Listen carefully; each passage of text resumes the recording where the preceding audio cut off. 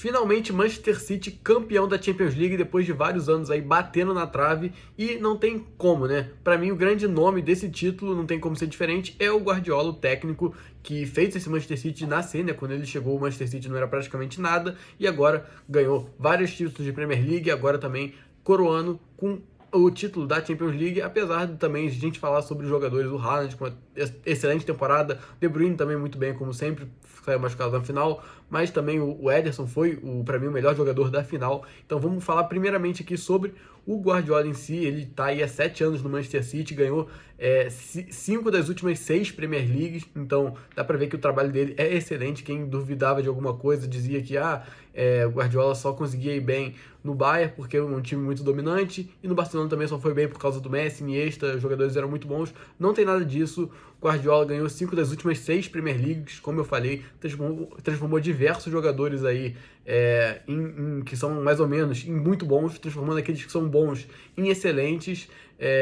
E tá aí, né? Muita gente ainda contestava esse fato do Guardiola só ter ganhado as 2 Champions League que ele tem na época de Barcelona com o Messi, agora ganhando a terceira, só tá atrás ali agora do Ancelotti como o maior ganhador de Champions League como técnico. O Ancelotti tem 4. Vamos falar aqui também sobre o Guardiola, que mudou seu estilo de jogo, de trabalho em si, né? Ele sempre foi um cara que nunca abriu mão da posse de bola, era o princípio 0-1 dele, e esse time do Manchester City, com a chegada do Haaland, muitos jogos ele abriu mão um pouquinho da posse de bola, se mostrou um cara bem mais maleável, adaptável. Outro princípio também que ele abandonou foi a ideia dele ficar rodando toda hora o elenco.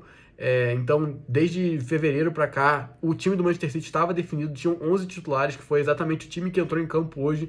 Então, mostrou que ele se adaptou para finalmente voltar a conseguir jogar.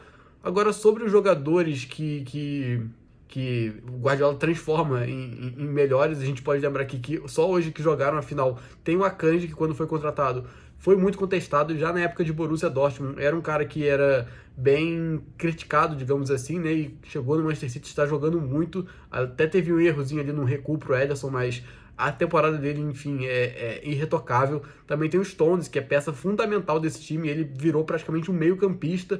A gente lembra que ele também está há muito tempo no Manchester City, já foi muito criticado pela torcida, pelo valor que foi pago por ele. Enfim, se mostrou um cara extremamente técnico. Eu, particularmente, nunca tinha tido essa ideia de pensar nele como um meio-campista, e é exatamente o que ele faz essa temporada. É absurdo, jogou muito essa final também.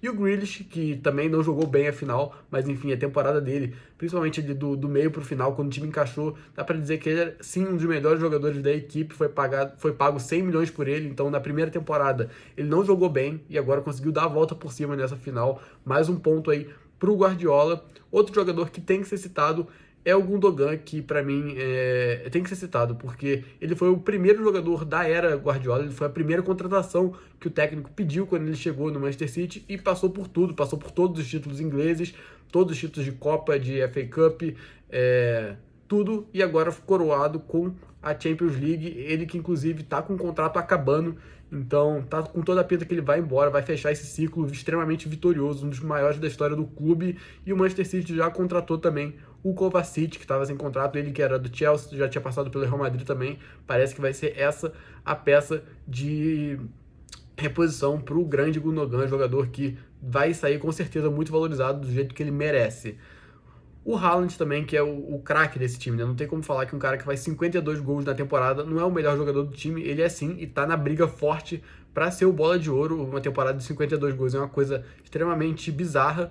Apesar dele não ter jogado bem na final, foi ali anulado pelo Acerbi, né, zagueiro da Inter. Teve poucas chances, até teve um chute ali no primeiro tempo que o Onana defendeu, mas enfim, não jogou bem. E acho que isso não importa nada na disputa da Champions, da Bola de Ouro, porque, querendo ou não, o Haaland acabou tendo que ter um esforço muito grande para a Inter marcar ele, o que acabou gerando outros espaços. Muitas vezes o Bastoni também chegava ali para dobrar a marcação no Haaland e abrir espaço para os jogadores de meio campo, entre eles o De Bruyne, que estava muito bem no início do jogo, mas saiu machucado ali antes da metade do primeiro tempo, e entrou o Foden no lugar dele ali para fazer essa articulação.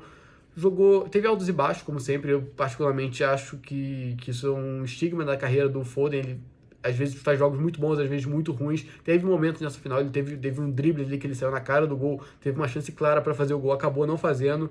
Enfim, eu teria entrado com o Mahrez na ponta direita e botado o Bernardo Silva por dentro, mas enfim, pouco importa isso. O que importa é que o segundo tempo foi totalmente da Inter, depois do gol do Rodri.